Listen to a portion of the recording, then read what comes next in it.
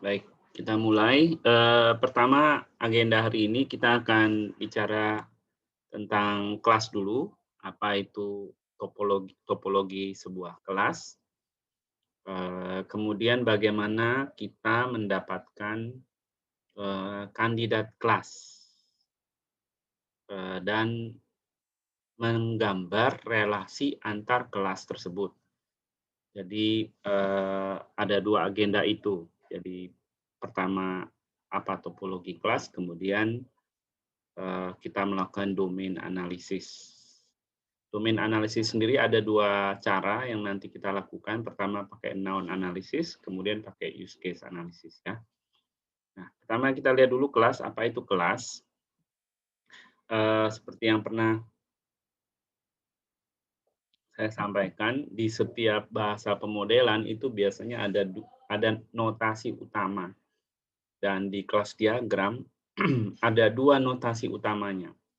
Kalau use case itu notasi utamanya adalah aktor dan use case. Kalau kelas diagram ini notasi utamanya adalah kelas dan objek. Sebenarnya 2 itu saja, kelas dan objek. Nah, objek sendiri adalah instance of class, contoh dari kelas. Jadi ketika kita melakukan abstraksi dari sejumlah objek yang sama, kita kemudian menyebut abstraksi itu sebagai sebuah kelas. Nah, di dalam object oriented, kelas itu merepresentasikan sebuah tipe atau jenis atau sebuah modul. Tipe tidak sama seperti konsepnya ERD, Entity Relationship Diagram. Di Entity Relationship Diagram kita kenal 2 notasi juga, entity dan relasi, relation. Nah, kalau di ERD, entity itu seperti sebuah ember, sebuah cawan atau ember atau mangkok gitu ya, yang berfungsi sebagai tempat penampungan data atau tuple kalau di relasional yang sejenis, tuple atau data-data yang punya atribut sejenis. Nah, dia seperti itu kalau di ERD ya. Jadi kamu bisa membayangkan sebuah entity itu seperti sebuah ember. Kalau di physical database, entity itu kan berubah jadi sebuah tabel ya. Jadi tadi saya bilang dia seperti sebuah ember, dia menampung, jadi tempat penampungan. Sehingga kalau saya saya punya tabel mahasiswa, terus saya pengen nyari siapa aja mahasiswa di kelas ini, maka saya ke ember mahasiswa tersebut. Nanti saya udak-udak, saya cari siapa mahasiswa di kelas ini. Kira-kira begitu. Nah, berbeda dengan kelas. Kelas itu seperti cetakan. Seperti cetakan ya. Jadi dia bukan tempat penampungan. Dia itu cetakan. Seperti cetakan kue gitu. Nah, kalau cetakan kue, kuenya sendiri tidak dicetakannya. Ya. Jadi cetakan kue itu punya fungsi untuk menciptakan kue-kue sesuai dengan cetakan tersebut. Menghasilkan kue-kue sesuai dengan cetakan tersebut. Kira-kira gitu. Sehingga kalau saya mau nyari siapa saja sih objek dari kelas mahasiswa, kalau saya punya kelas mahasiswa, terus saya pengen tahu siapa aja sih mahasiswa yang di kelas ini, saya nggak bisa nanyanya ke kelas mahasiswa, nggak bisa. Saya nggak bisa. Yang saya lakukan harus saya temui semua objek, terus saya tanya, kamu kelas ya? Oh, kalau kamu kelas, saya tanya lebih lanjut. Kamu mahasiswa di kelas ini tidak? Misalnya gitu. Seperti itu, kalau di object oriented ya. Jadi pemahaman kelas di object oriented dengan pemahaman entity di relational itu berbeda ya, seperti analogi saya tadi. Nah, sebuah kelas biasanya direpresentasikan dengan rectangle seperti gambar di depan. Ada juga yang menggambarkan kelas sebagai lingkaran. Ada seperti itu ya. Nah, tergantung view mode-nya atau aspek tampilan yang mau diperlihatkan. Ketika saya menggambarkan rectangle itu, saya ingin sekaligus melihat topologi dari kelas tersebut. Kalau hanya gambarnya berupa lingkaran, itu biasanya hanya mau fokus pada relasi antar kelasnya saja. Biasanya. Nah, tadi saya bilang rectangle ini biasanya fokus pada topologi dari sebuah kelas. Nah, topologi dari sebuah kelas itu biasanya dibagi ke dalam 3 bagian seperti yang kita lihat ini. 3 bagian, yang atas, tengah, sama bawah. Yang atas itu berisi identitas dari si kelas. Kelas identity gitu ya. Nah, kelas identity itu terdiri dari apa? Biasanya terdiri dari nama dari si kelas. Ya, nama dari si kelas. Nama kelas itu mengikuti aturan camel case. Mungkin sebagian pasti sudah tahu ya. Camel case. Jadi setiap awalan huruf dari setiap kata pembentuknya harus huruf besar. Nama kelas tidak boleh dipisah kalau terdiri dari lebih dari satu kata. Jadi harus sambung ya. Kemudian di dalam bagian atas tadi, identity, kelas identity tadi, biasanya juga kita bisa melihat stereotype dari si kelas. Stereotype itu apa ya? Stereotype itu pasti orang biasanya bilang, wah kamu terlalu stereotipnya pemalu, nah, gitu ya.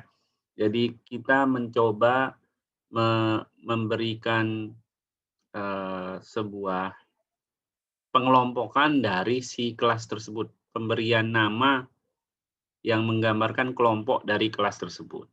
Misalnya saya mau bilang bahwa kelas point itu bagian dari image, misalnya begitu. Nanti saya kasih stereotipnya image. Kira-kira begitu. Nah, stereotip juga ada menunjukkan bahwa ini kelasnya interface, ini kelasnya abstrak, ini kelasnya base class, misalnya begitu. Itu stereotip. Selain stereotip juga ada informasi terkait kelas ini merupakan bagian dari paket yang mana. Kalau dia bagian dari paket yang lebih besar atau modul yang lebih besar, maka informasi paket apa yang melingkupi kelas tersebut juga muncul di kelas identity ini yang paling atas ya. Kemudian di bawahnya yang di tengah itu adalah atribut dari si kelas. Atribut dari si kelas. Kelas atribut ya. Nah, kelas atribut itu sama seperti properti. Jadi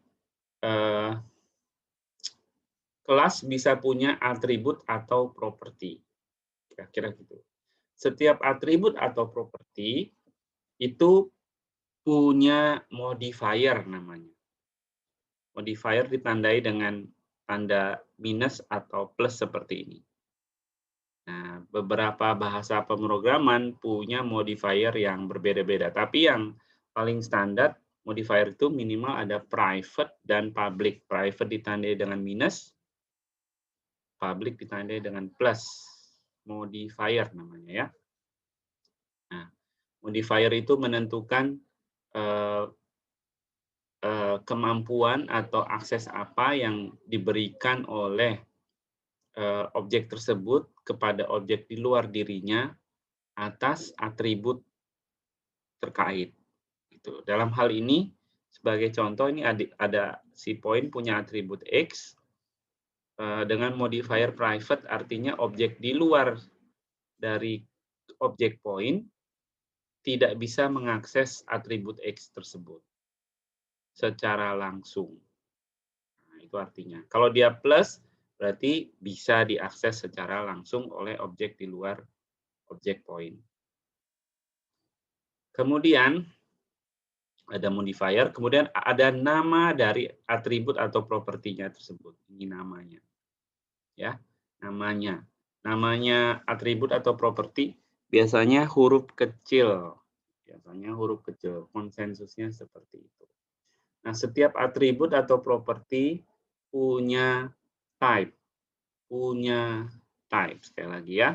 Setiap atribut atau properti itu punya type. Nah, type-nya itu ada namanya user defined type, ada namanya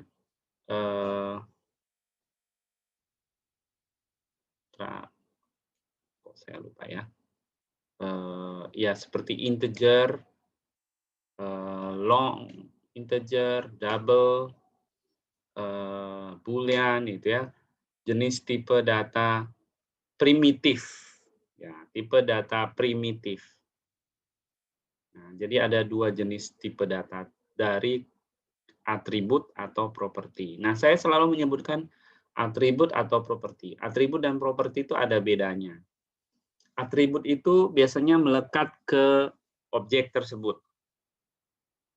Misalnya, meja punya kaki.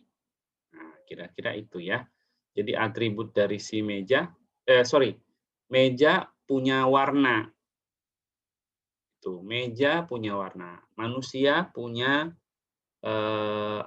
warna kulit, warna mata, panjang rambut, umur, tanggal lahir. Nah, itu semua adalah atribut dari si manusia.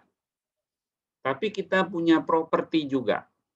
Properti itu kaitannya dengan kepemilikan. Jadi biasanya tidak selalu melekat ke diri kita. Misalnya, manusia punya ayah. Ayah itu propertinya si manusia dalam hal ini, gitu ya. Manusia punya apalagi rumah. Nah, rumah itu dalam hal ini adalah propertinya dari si manusia. Kira-kira gitu ya. Jadi ada unsur kepemilikan di situ. Ada unsur kepemilikan. Jadi kalau saya bilang atribut biasanya melekat ke si objeknya. Saya gitu. Nah, kemudian sebenarnya ada satu lagi. Biasanya kita juga bisa mendefinisikan initial value dari sebuah atribut, juga bisa didefinisikan di sini, tapi biasanya jarang dilakukan di kelas diagram. Bagian terakhir dari topologi kelas adalah metode. Kalau di Java kita kenal dengan istilah metode. Kalau di C atau C++ kita mengenal istilah function. Kalau di Pascal dulu basic kita mengenal istilah prosedur. Tergantung namanya ya. Nah, bagian ketiga ini isinya adalah metodenya atau function atau prosedurnya. Sama seperti atribut atau properti, sebuah metode itu punya modifier seperti tadi ya. Private atau public. Nanti bahasa berbeda punya modifier yang berbeda juga. Kemudian dia punya nama dari metode. Kalau tadi nama dari atributnya, ini nama dari metode tersebut. Nama metode itu biasanya dimulai dengan huruf kecil. Kalau dia terdiri dari lebih dari satu kata, maka kata berikutnya itu umumnya ditulis dengan huruf besar, huruf pertamanya. Misalnya is enable, berarti is-nya huruf kecil, enable E-nya huruf besar. Kira-kira begitu. Itu cara penulisannya. Kemudian sebuah metode bisa punya argumen. Bisa 0 atau lebih argumen. Nah, argumen sebuah metode itu terdiri dari nama argumennya dan tipe data dari argumennya. Seperti di sini contohnya, nama metode scale itu punya satu buah argumen dengan tipe data float dengan nama argumen lambda gitu ya. Ada yang bilang parameter, ada yang bilang argumen. Oke, nah kemudian sebuah metode juga bisa punya return value. Return value seperti contoh value X itu dia punya return value dengan tipe float. Nah, scale tidak punya return value di sini dituliskan. Biasanya itu direpresentasikan dengan void ya. Jadi void itu sebenarnya bukan berarti dia tidak punya return value. Return value-nya tidak terdefinisi, itu artinya. Itu ya. Jadi kalau void atau void itu artinya bukan dia tidak punya return value, tapi return value-nya tidak terdefinisi. Jadi saya pemanggilnya nanti tidak terlalu peduli apa return value-nya, tidak berharap akan adanya sebuah return value. Makanya dia tidak perlu didefinisikan.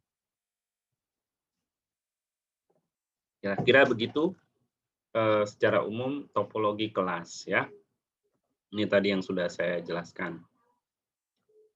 Ini contoh kalau di Java ya, itu ada count, dia punya initial value, tipe data attribute balance punya initial value dengan modifier private tipe integer, gambarkan seperti ini. Tadi saya sudah bilang ini bisa ada initial value-nya. Kira-kira begitu. Nah, di beberapa bahasa string itu primitive type.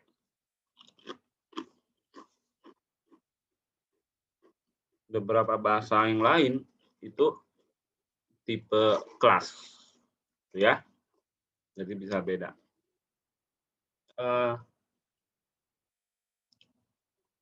Kita harus perhatikan juga kaitannya dengan bahasa pemrograman. Jadi bahasa pemodelan dengan bahasa pemrograman tidak selalu dependent gitu ya. Tidak selalu. Kalau zaman sekarang seperti itu.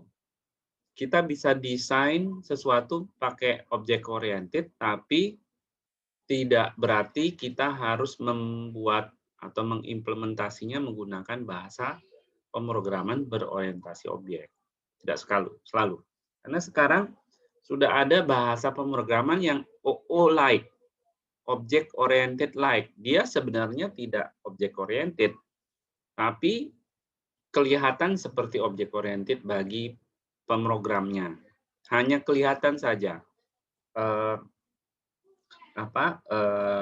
representasinya seperti object oriented. Contohnya misalnya bahasa PHP gitu ya. Banyak di antara kita ini yang pakai PHP untuk bahasa pemrograman. Nah, PHP itu kan dasarnya bukan object oriented. Dia scripting. Dia bahasa prosedural dia, seperti basic sebenarnya. Tapi kemudian orang memperkenalkan framework seperti CodeIgniter atau YI atau yang sejenis itu. Yang dasarnya adalah PHP. Jadi dia punya seperti compiler tambahan di atasnya. Jadi compilernya jadi seperti ada dua gitu ya, yang mengcompile dari bahasa CodeIgniter-nya kalau pakai CodeIgniter atau YI menjadi dalam bentuk PHP sendiri. Nanti PHP compiler-nya yang bekerja. Nah, jadi ini bahasa-bahasa OO-like sehingga sekarang itu memungkinkan kita membuat desain pakai pendekatan object oriented, tapi implementasinya tidak pakai bahasa object oriented. Tentunya dalam beberapa kasus tertentu solusi ini tidak bisa dilakukan dalam beberapa kasus. Misalnya saya mau handle address gitu ya, alamat, memori Ya kalau pakai CodeIgniter ya sudah susah gitu ya. Saya mau parse by reference, wah itu nggak bisa lagi kalau sudah di OO Lite. Oke.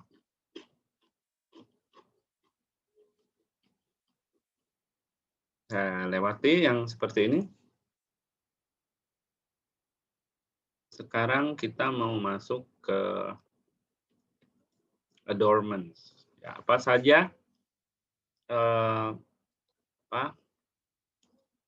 antar kelas itu bisa punya relasi seperti yang ini tadi ya. Ini kelas-kelas itu bisa punya relasi supaya mereka bisa bekerja sama untuk mencapai tujuan dari si sistem. Nah, sebuah relasi itu biasanya punya aksesoris. Ya, kalau di sini istilahnya adornments. Ya, sebuah relasi antar kelas itu bisa punya adornments. Secara prinsip itu artinya aksesorisnya atau informasi tambahannya. Informasi tambahannya apa saja? Ada banyak: roles, visibility, multiplicity, aggregation, composition, static role, navigation, qualification, kemudian association class. Nah, ini roles. Jadi dalam sebuah relasi antar kelas, kelas itu punya roles. Dan roles sebuah kelas itu bisa berbeda-beda tergantung sama relasinya. Misalnya begini, saya punya relasi di sistem akademik antara mahasiswa dengan dosen. Ya. Nah, mahasiswa dengan dosen ini punya relasi.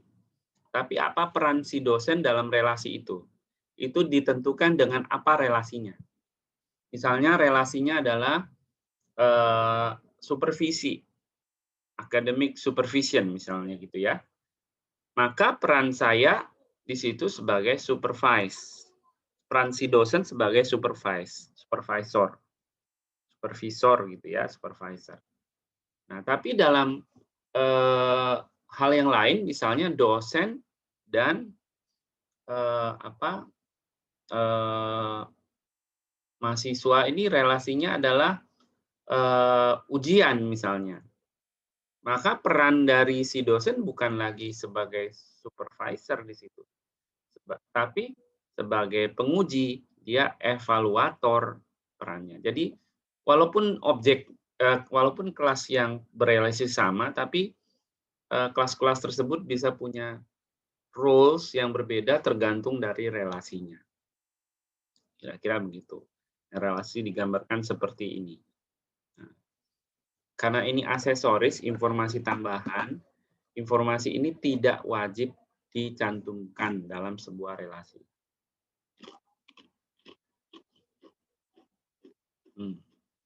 Kemudian, aggregation or composition. Nah, dalam sebuah relasi, kita bisa menggambarkan apakah atau siapa yang berperan sebagai agregator atau kompositor, gitu ya. Siapa yang merupakan bagian dari yang mana, atau siapa yang merupakan pemilik yang mana, kira-kira begitu. Nah, ini ada contoh.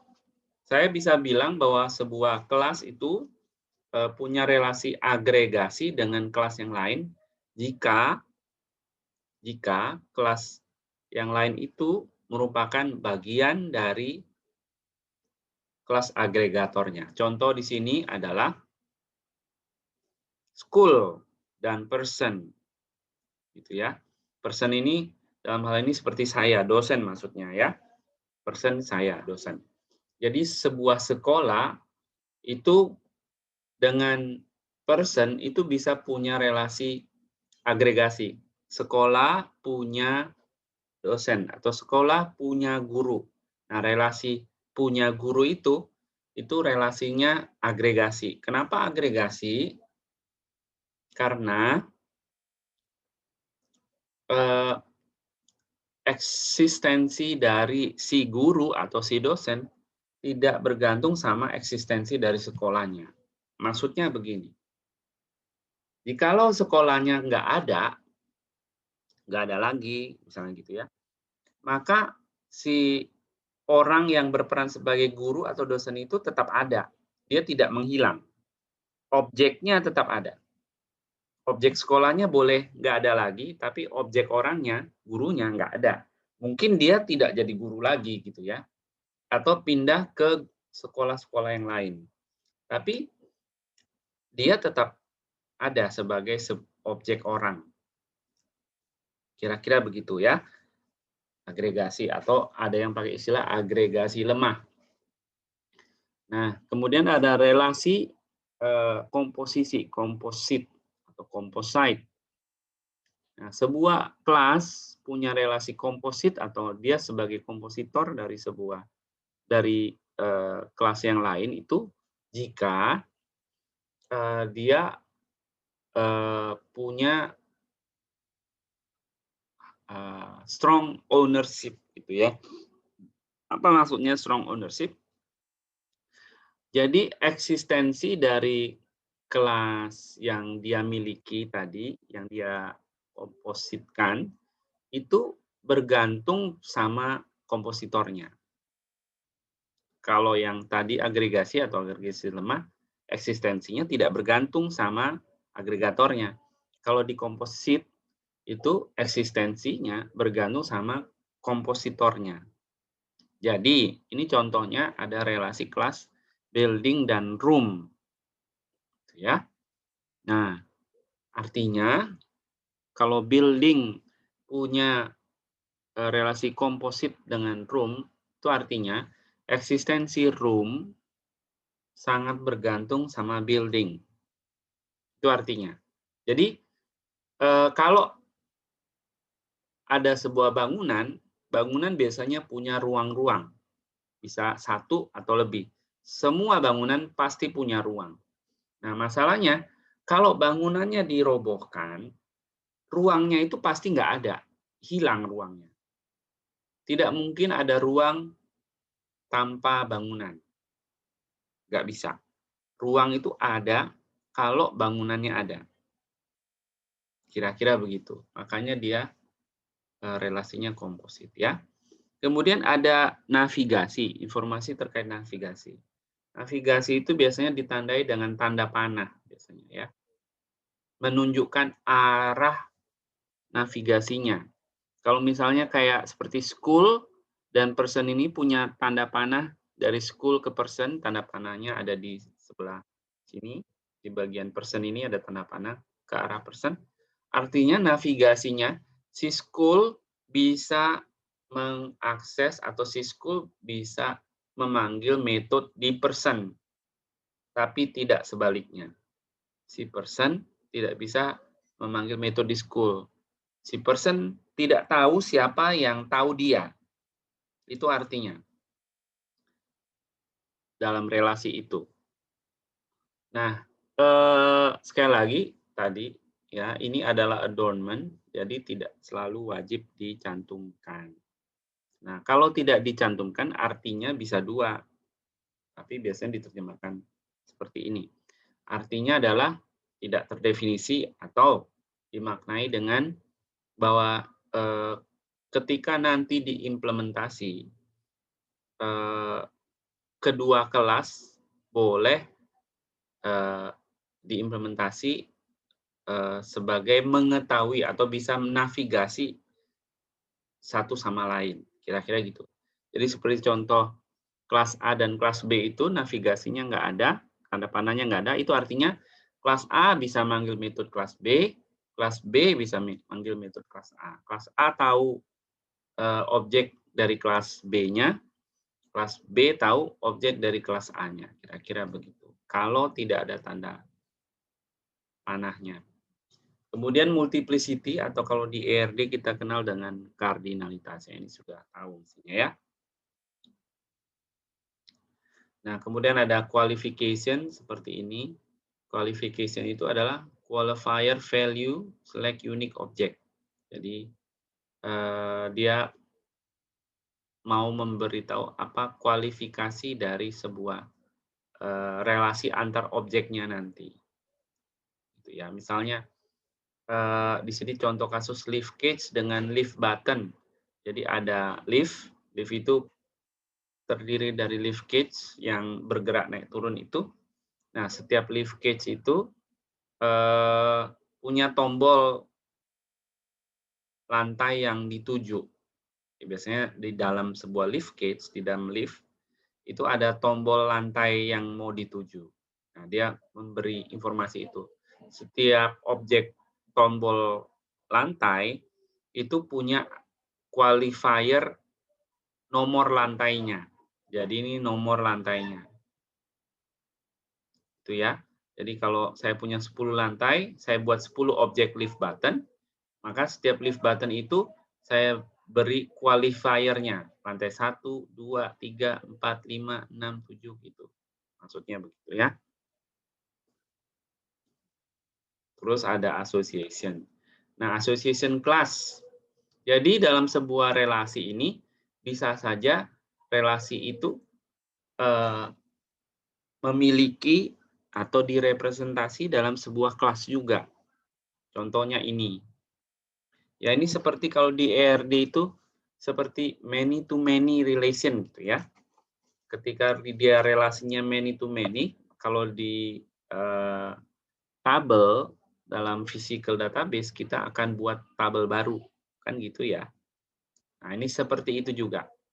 Jadi ketika relasinya many to many, saya bisa menambahkan kelas untuk merepresentasikan relasinya. Contohnya ini, person sama company, ya. Person bisa bekerja di banyak company secara prinsip. Company bisa punya banyak person, pegawai. Nah, untuk setiap relasi antara person dan company itu ada kelas works for-nya gitu ya. Misalnya si A pernah kerja di company PT ABC. Nah, itu job title-nya apa, gajinya berapa. Tapi kalau dia juga pernah kerja di PT XYZ, job title-nya apa, salary-nya apa, misalnya gitu. Jadi bisa seperti itu. Jadi sebuah relasi bisa punya punya atribut sebuah kelas, direpresentasikan dalam sebuah kelas. Nah, nanti hari ini kita akan membuat kelas diagram. Ada dua jenis kelas diagramnya. Satu yang kelas diagram yang merepresentasikan asosiasi antar kelas, seperti yang tadi sudah kita lihat sekilas. Kemudian juga agregasi antar kelas. Agregasi ini bicara tentang taksonomi dari kelas tersebut, struktur dari kelas tersebut di dalam sebuah sistem. Ya, jadi dia biasanya relasi yang dia fokuskan adalah relasi agregasi atau komposisi. Seperti ini contohnya. Mobil punya punya ban dan punya juga bodinya. Bodinya mobil ada pintunya. Pintunya mobil ada frame-nya, ada padding-nya untuk bukanya itu ya. Nah, ban terdiri dari roda maksudnya, bukan ban. Roda terdiri dari ban dan rim velgnya itu. Nah, kemudian bannya sendiri ada yang ban dalam dan ban luar misalnya gitu ya. Ini relasi agregasi. Ini relasi asosiasi yang nanti kita juga gambarkan, ya. Nah, sekarang saya mau masuk ke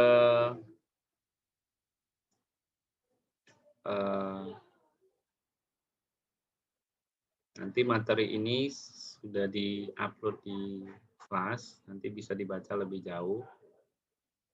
Saya masuk ke domain analisis, ya. Jadi apa itu domain analisis? Domain analisis itu mencoba menspesifikasikan masalahnya. Masalah dalam konteks ini dalam tanda kutip adalah apa yang kita gambarkan di requirements.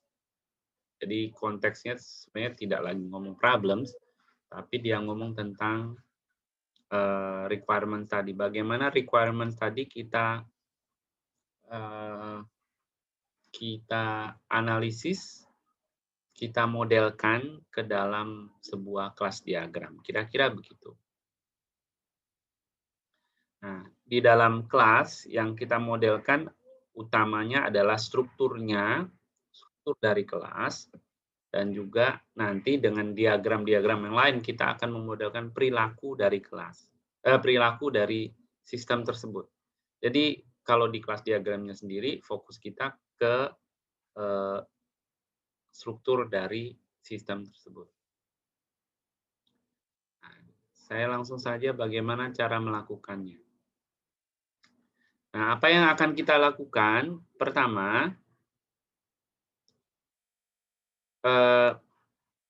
kita akan mengidentifikasi seperti ini ya.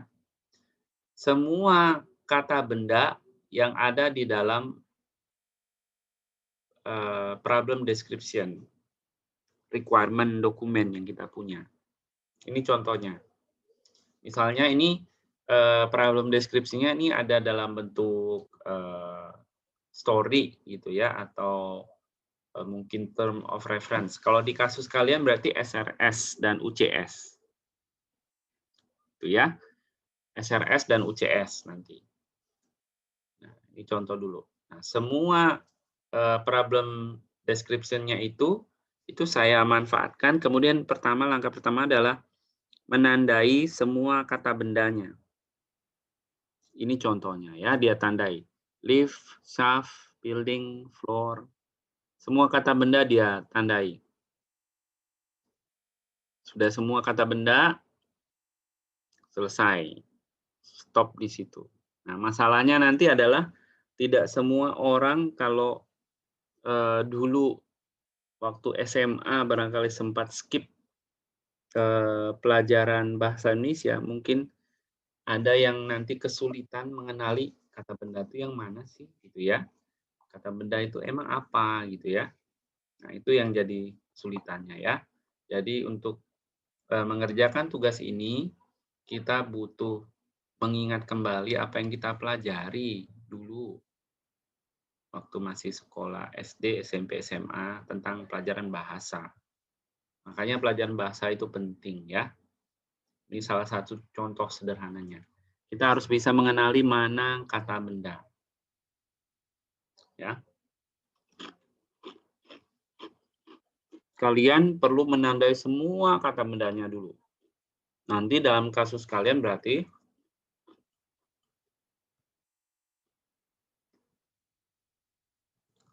saya ambil contoh yang berbeda.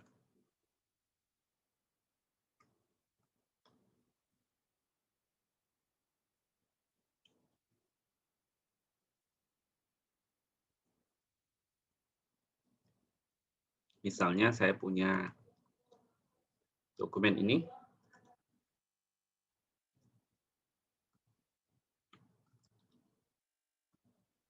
Ya, seperti ini ya. Saya punya dokumen seperti ini, seperti yang kalian punya.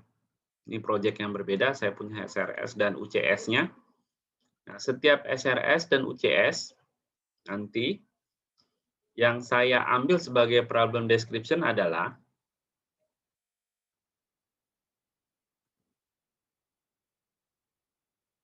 yang ada di skenario, ini, yang ada di use case description ini, kemudian semua yang ada di functional non-functional requirement. Ini yang di SRS. Jadi nanti cara kerjanya, buka MS Word lagi.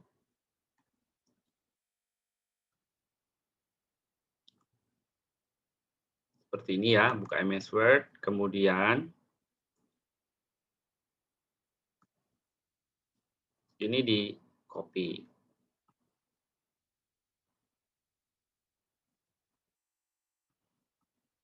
Karena ini problem description semuanya.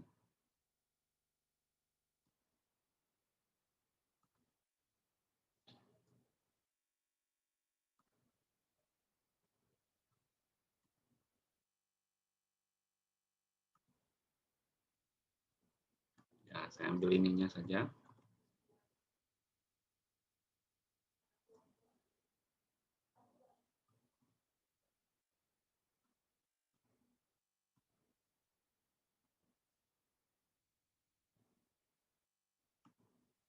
Kemudian semua fungsional dan non-fungsionalnya.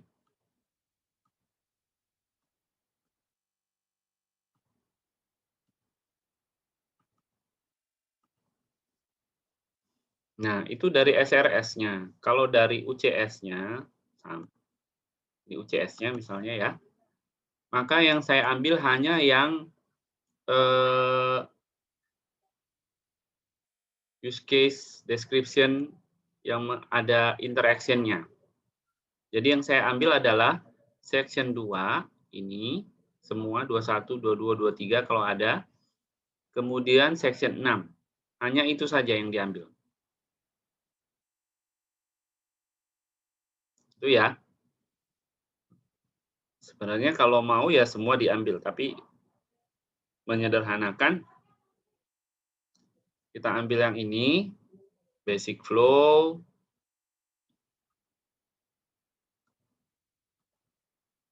ini saya paste.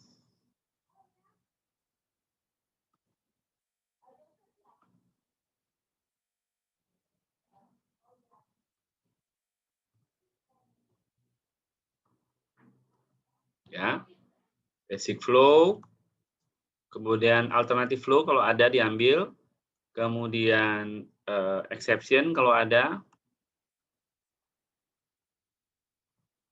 seperti ini. Nomornya nggak usah.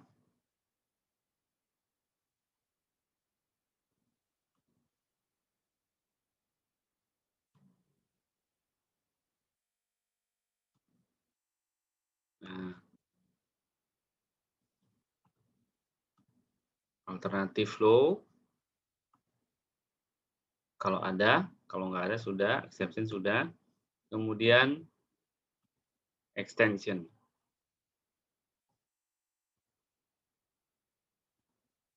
Semua digabung jadi satu file doc.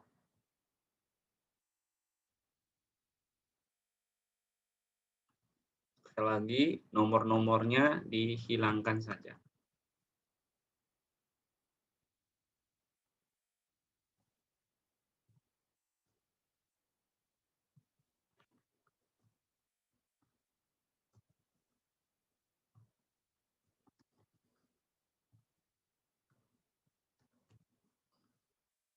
Ya. Nanti UCS yang berikutnya dicampur semua jadi di sini ya. Kalau sudah, baru mulai bekerja menandai. Gitu ya. Misalnya nih, Rahmat kata benda, oh nggak usah ini, saya tahu ini nama orang, nggak usah. Is a submitter, ini saya tandai. Submitter. Who is working at Ministry of Research, ini kata benda, tapi ini kan nama ya, sudah nggak usah. Is responsible for entering metadata, articles, dan seterusnya ditandai. Paham ya? Jadi tugas pertamanya adalah menandai tadi. Ada pertanyaan dulu sampai di sini?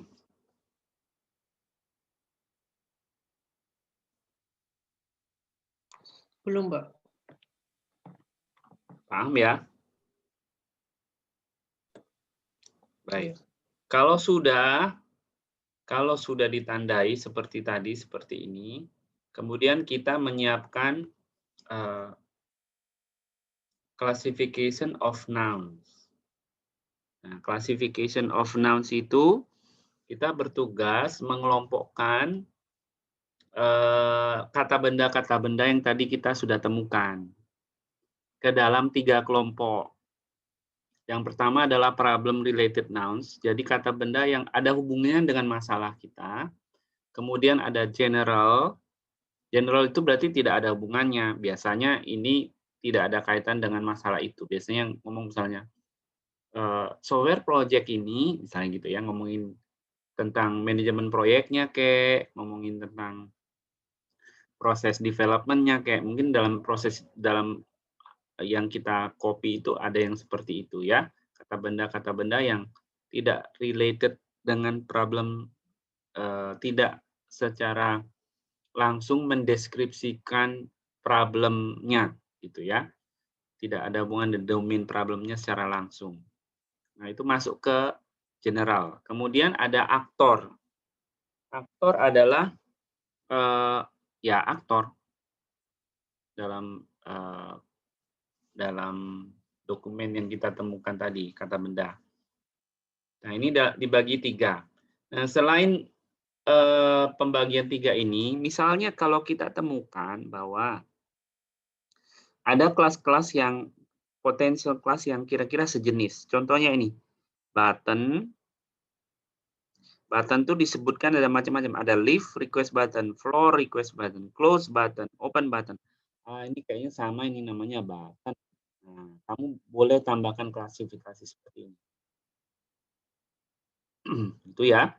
Atau saya ketemu atribut dari sebuah kelas. Dia kata benda juga kan kalau atribut ya. Nah, kalau saya bilang, oh ini atributnya gitu. Misalnya kecepatan. Misalnya gitu ya, ini ada kata kecepatan. Kecepatan ini atribut dari mobil, misalnya gitu. Nah, kamu juga boleh tandai. Nanti kalau untuk atribut, kamu harus tambahi dengan misalnya begitu. Paham ya? Kerjanya sederhana kan ya? Menandai itu dengan atribut. Jadi ini dulu yang kita kerjakan. Jadi contohnya misalnya tadi saya sudah melakukan yang tadi ini. Nah, terus nanti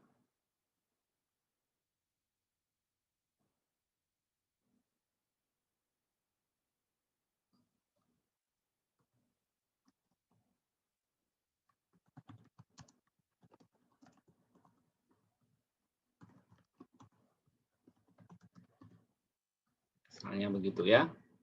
Oh, tadi saya ketemu submitter. Oh, submitter ini aktor.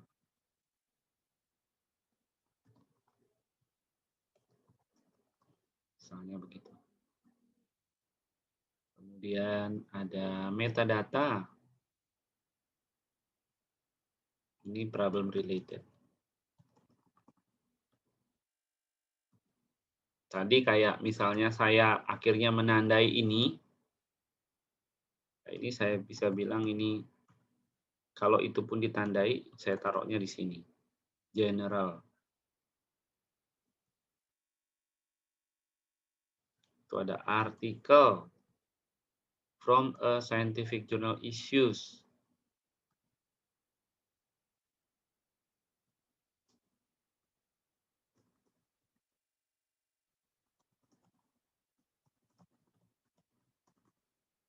Misalnya begitu.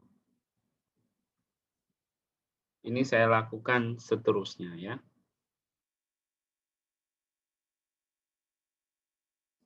Sampai selesai. Ada pertanyaan dulu sampai di sini? Mudah kan pekerjaannya ya? Ada yang mau ditanyakan dulu?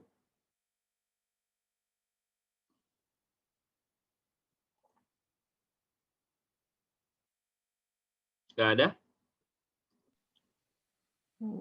Belum, Mbak. Belum ada. Belum, Pak. Baik, kita lanjutkan. Nah, setelah selesai dengan klasifikasinya, kalian punya tugas untuk membuat 2 kelas diagram. Jadi, nanti di Star UML-nya di project yang kemarin sudah dibuat, itu kalian buat kelas diagram. Jadi seperti ini. Misalnya ini saya sudah buat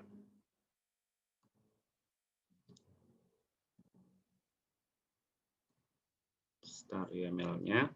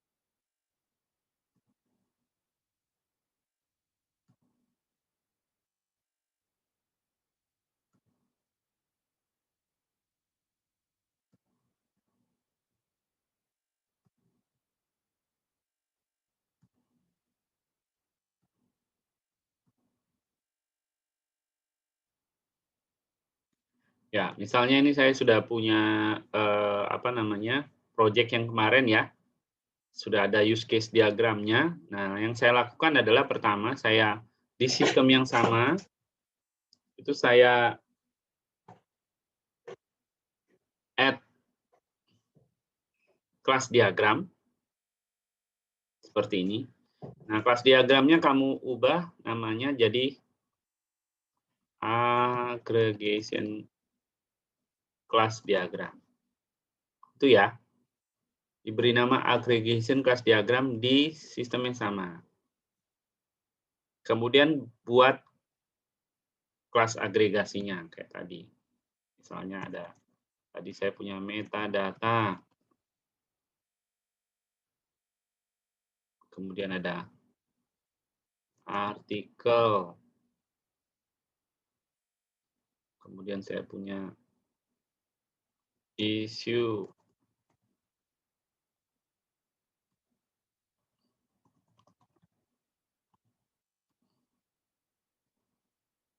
Jurnal punya isu komposisi.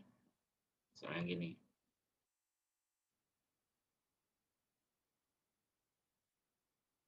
Isu ada artikelnya, tapi dia tidak komposisi. Nah, setiap artikel punya metadata. Misalnya begini.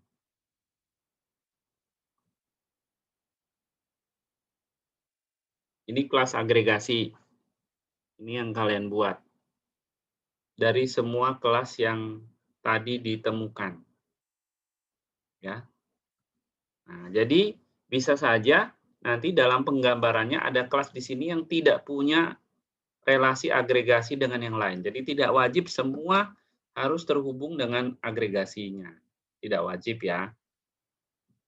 Tidak wajib sekali lagi, karena mungkin tidak muncul di sini karena dia bukan bagian dari. Jadi tidak wajib, harus semua. Tapi kalau dia tidak muncul dalam agregasi, kelasnya tetap harus di-create di sini. Misalnya gini, author itu bukan bagian dari yang lain misalnya gitu.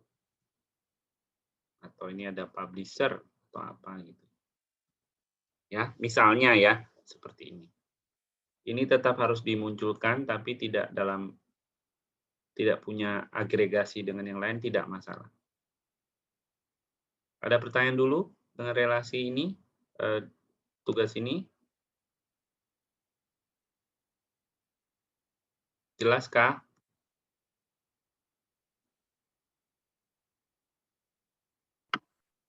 Pak mau tanya. Ya.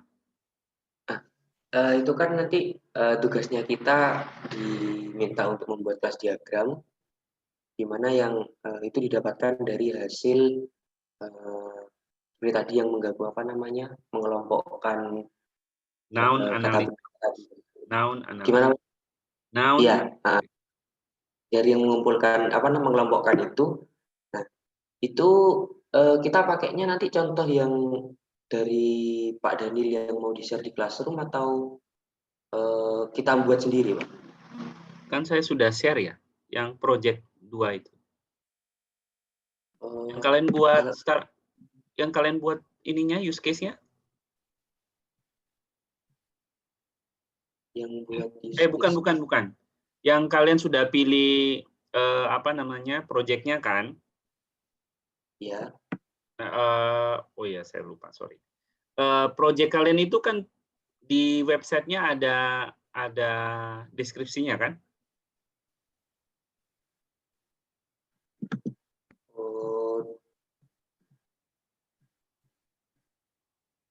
Yang di aplikasi yang waktu itu di ini Pak, di apa namanya? Kalian demokan itu kan kalian ambil dari website, entah GitHub, entah apa namanya, ambil dari satu lagi ya Pak, SourceForge. Kan kalian pilih sendiri project-nya kan? Nggih, Pak. Ya, di websitenya project itu pasti ada dokumen, mungkin tidak SRS, mungkin tidak Oh, UCS, tapi ada dokumen yang mendeskripsikan tentang project itu. oh, gini. Semua dokumen-dokumen, entah user manual, entah apa namanya, dokumen penjelasan tentang kelasnya atau apanya, nggak peduli, ambil saja. Oh, gimana?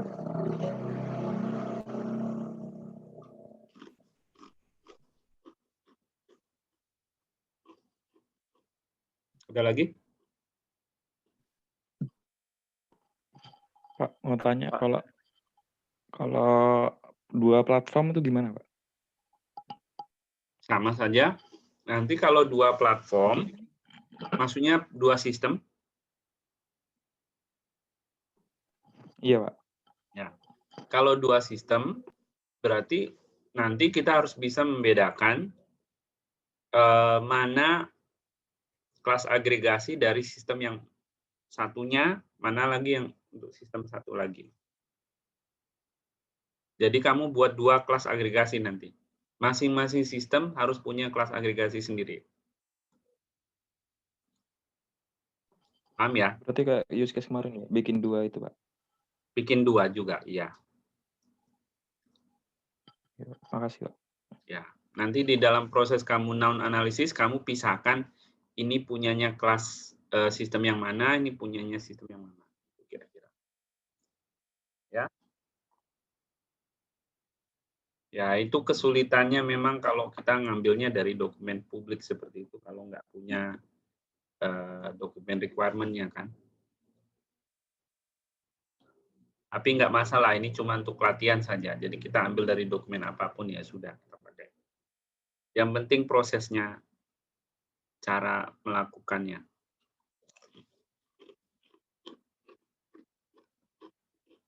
Ada lagi?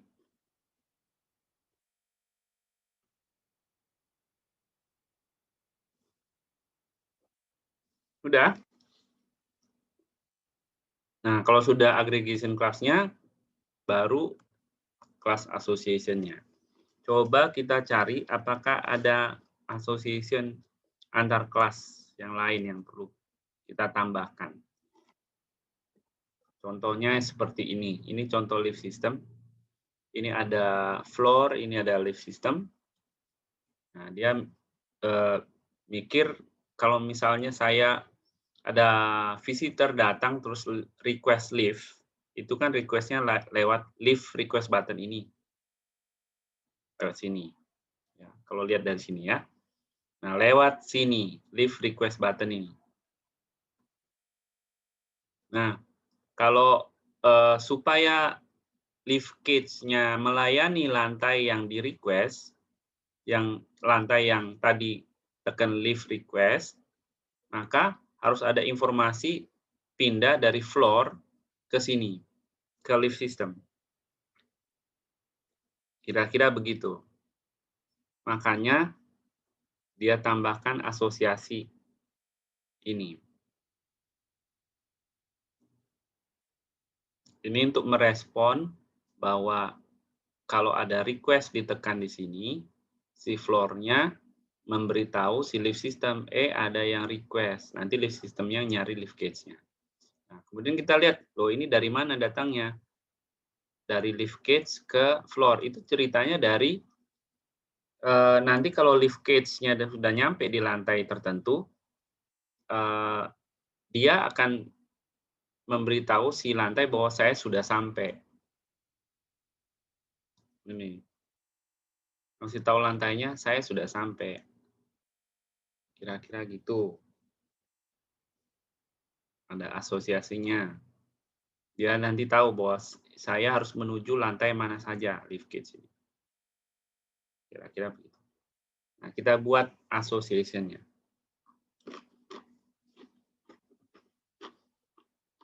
Nah, informasi ini kemungkinan besar tidak kita punya lewat deskripsi yang kita dapat itu. Itu ya harus benar-benar kita analisis sendiri ya. Nah, saya harap tidak mengenerate ulang dari source code. Jangan lakukan itu. Ya, saya tidak menilai akurasi, saya menilai step by step kalian mengikuti yang diajarkan atau tidak. Jadi kalau ternyata, aduh modelnya secara logik nggak benar, nggak masalah ya. Nanti kalau kalian sudah selesai dengan desain kalian, kalian bisa bandingkan dengan implementasinya, cocok tidak. Nanti kita mau bandingkan itu di akhir kuliah. Untuk pembelajaran saja. Jadi jangan berusaha untuk trik gitu ya, di trik ya sudah kita generate ulang dari source code. Jangan, saya tidak minta soal akurasi ya. Nanti bisa kelihatan kok kalau misalnya kalian generate ulang dari code. Bisa kelihatan karena nanti tidak ada keterhubungannya dengan dokumen yang kalian analisis nanti. Jadi jangan gunakan source code untuk generate ulang kelas terus dipakai di sini, jangan. Nanti kelas-kelasnya muncul tanpa alasan nanti. Ya, class generation nanti perbandingan antara yang kita buat dengan implemented kelasnya nanti kita lakukan di akhir saja. Supaya kita bisa belajar seberapa baik kita bisa mendesain ya. Ada pertanyaan dulu? Nah, ini yang class association ini kalian juga buat diagramnya di sini. Kalau tadi aggregation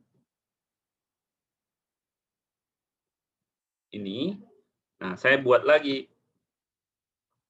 kelas diagram, saya beri nama association, kelas diagram, gitu ya. Nah, kelas-kelas yang sudah saya buat tadi jangan dibuat ulang.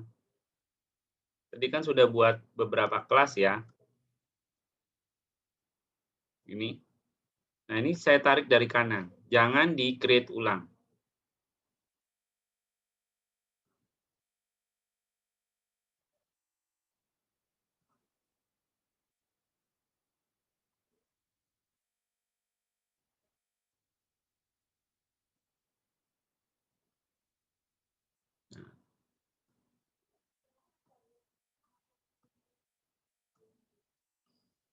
Misalnya begini. Jadi jangan di-create ulang ya. Nah, dalam perjalanannya mungkin kalian bisa menambahkan juga atribut. Nanti saya tahu nih atributnya ada. Misalnya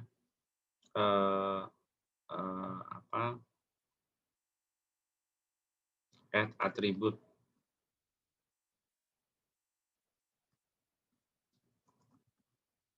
Misalnya ya. Title. Ini bisa ditambahkan.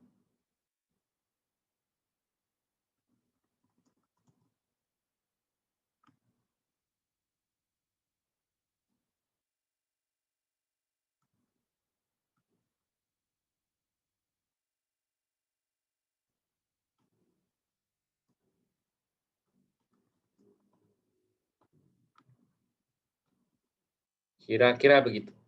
Jadi ada 2 diagram kelas yang nanti kalian buat untuk tugas ini. Ada pertanyaan dulu?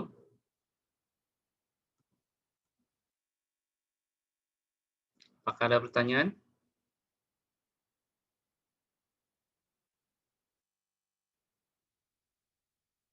Nggak ada? Jelas? Sudah pernah semua buat kelas diagram kan?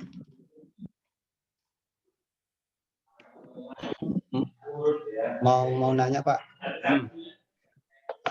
Ini itu kan misal kayak contoh artikel ini ada titel nanti seterusnya, dan ini juga termasuk kata bendanya itu kita masukin di situ Pak kalau yang berkaitan Ya. titel gitu. Ya. Berarti kata benda itu juga jadi atribut nanti ya? Iya, tadi kan sudah saya bilang. Ya Pak. Tadi waktu saya bilang begini, ini waktu nanti problem related nouns, mungkin kalian ketemu kelas-kelas yang sejenis. Boleh dikelompokkan seperti ini, button, leave request button, flow request button, close button gitu ya. Nah, tapi bisa saja saya ketemu kata benda, bukan kelas, tapi dia itu atribut dari sebuah kelas. Misalnya nih, button light, di sini ada color, misalnya warna. Nanti saya tandain, atribut. Misalnya color ini ketemu di sini. Jadi saya tanda ini color, warna dari si button light, misalnya begitu. Ngerti ya? Ya Pak, ya. Jadi jangan ditambahkan yang kita nggak ketemu dari proses tadi, nggak perlu. Jadi yang kita untuk yang agregasi ini tidak perlu menambahkan kelas yang tidak kita temukan dari proses tadi. Jangan pernah seperti itu, ya. Ya Pak. Ada lagi?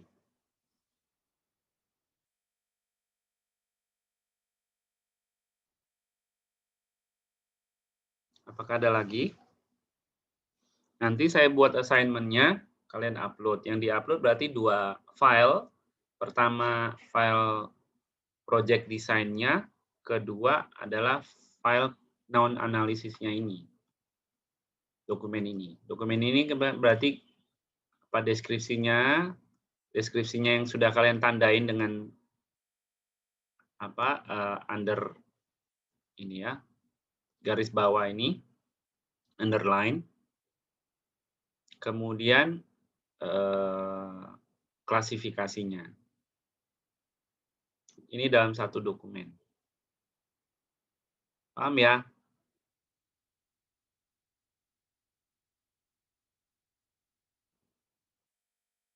Paham ya? Sebentar ada sesuatu, sebentar.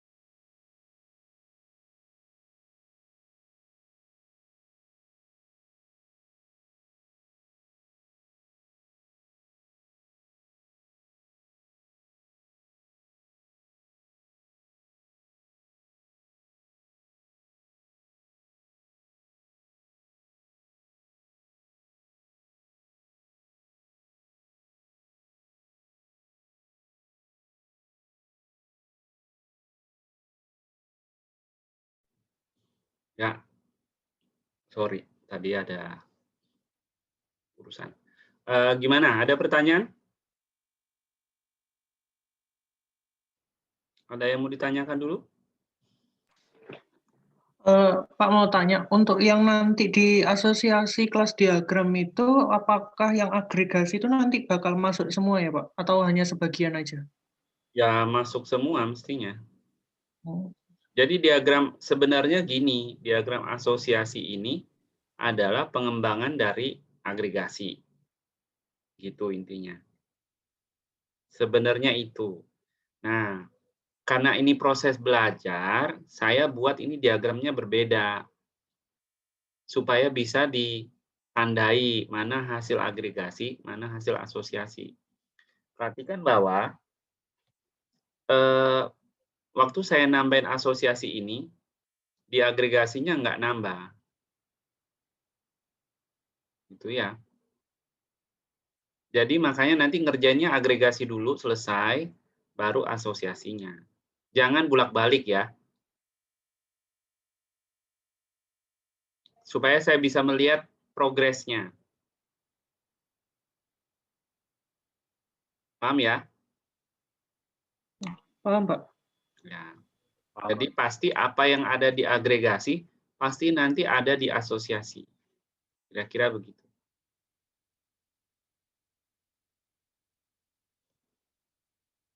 Ini karena belajar, jadi nanti kita butuh yang seperti ini.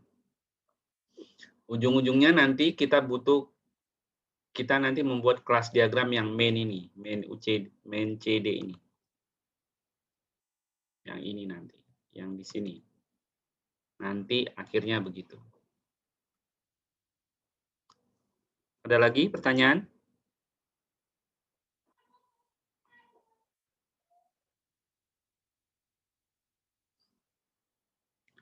Baik, seperti tadi saya sampaikan, nanti saya buat assignment-nya di Classroom.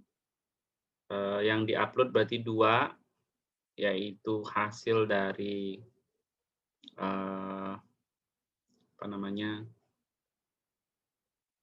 noun analysis dan file MDJ-nya, jadi project design-nya ya. Baik,